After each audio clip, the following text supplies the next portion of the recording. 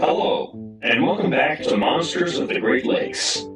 Today's volume is about the Zogoderm. The story of the Zogoderm is, like many ghost stories and local legends, varied between accounts.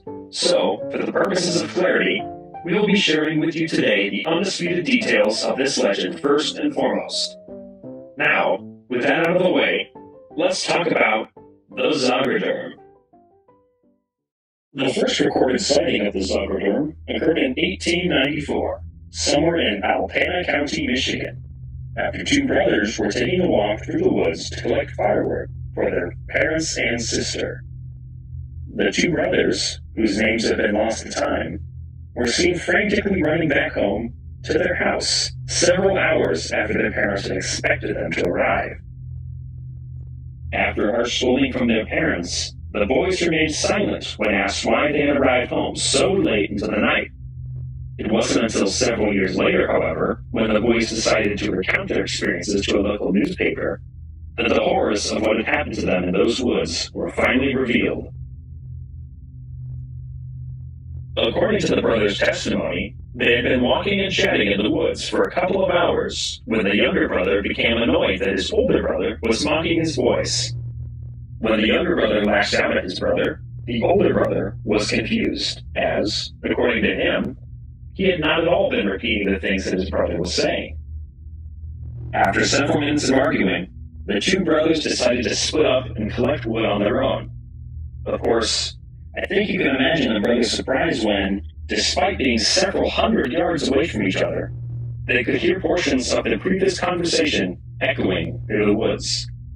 Frightened, the two brothers attempted to find each other by shouting, only for their yells to be drowned out by an exceedingly loud cacophony of voices. By pure luck, the older brother bumped into his younger brother, and together they ran for their lives.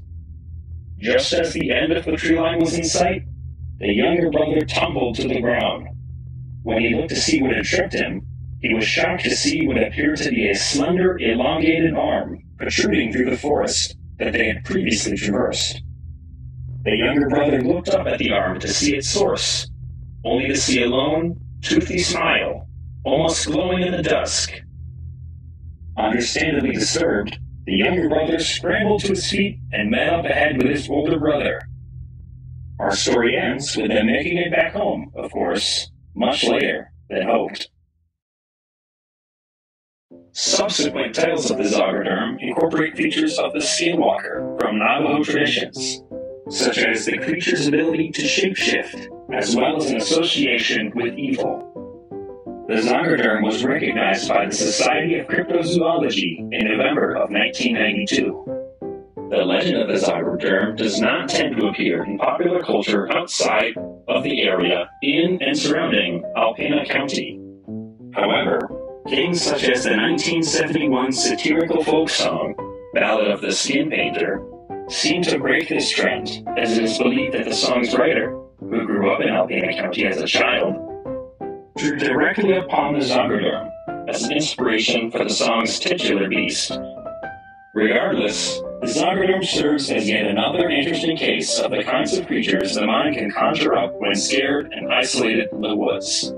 As always, be sure to check out our sister series, Monsters of the Rocky Mountains, if you're interested in hearing more exciting stories of Americana's creepy cryptids, ghosts, and legends.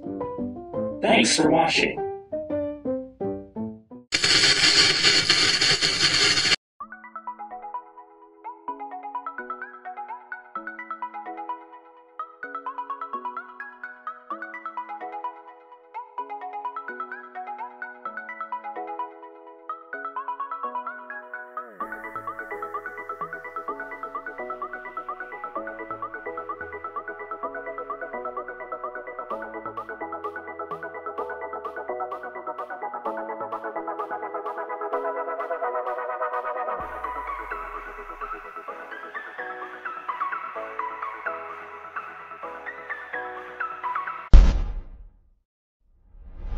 Was he always standing there?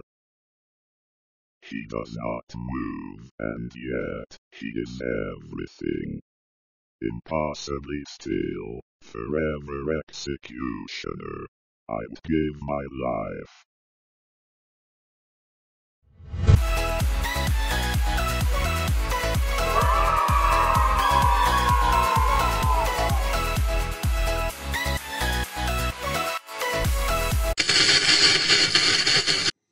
Hey kids, it's me, Painter Pal. How would you like to spend a whole day living in and creating your own stories? If that sounds like fun, tell your parents to bring you down to Painter's Alcove Theme Park and Resort.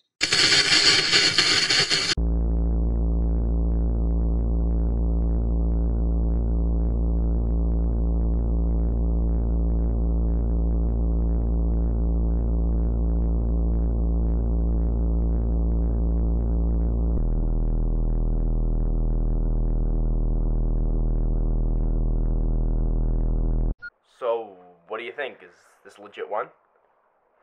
I mean, well, I don't know. I'd give it a 50-50. Yeah, I'm not really convinced either.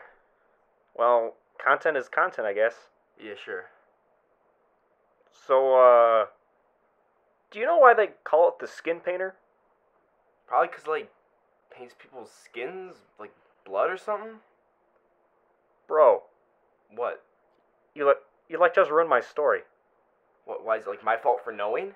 No, it's not. It's not. Just, I can't tell my story now, so, like, thanks. Oh, dude, come on. It's not my fault, I already know the story. It's, like, common knowledge. Yeah, I know, but, like, you could have just pretended that you didn't know or something. Why would I lie about not knowing? Wait, did you hear that? Dude, come on. Wait, did you hear that?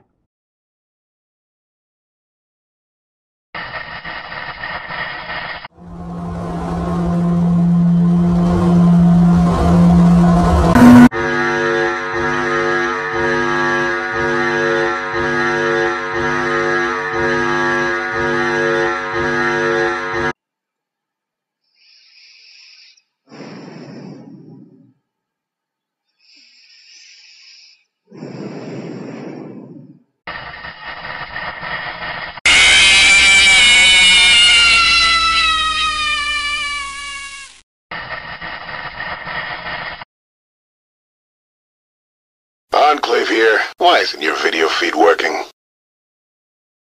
Who the hell is this? The President of the United fucking States of America. Who do you think I was talking about? The fuck? Who is it? What? I should kick your fucking ass. Who is this?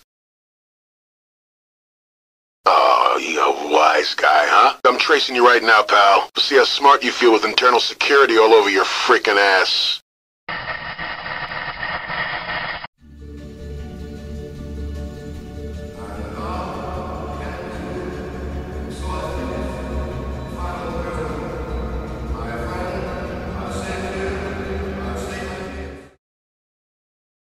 Bruh.